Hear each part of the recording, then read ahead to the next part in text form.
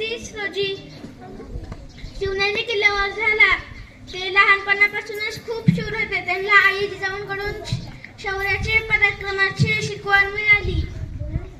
त्यांनी हिंदवी स्वराज्याची स्थापना केली. ते दुष्ट लोकांपासून गरीब जनतेची सुटका केली. त्यांचा राज्याभिषेक रायगडावर मोठ्या उत्साहात साजरा झाला.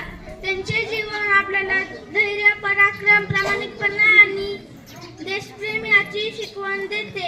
अशा या थोर राजाचा मानाचे मुद्रा, मानाचे मुद्रा, मानाचे मुद्रा. हजार असतील धर्म, लाख असतील जाती, सर्वांना एकत्र गुंफून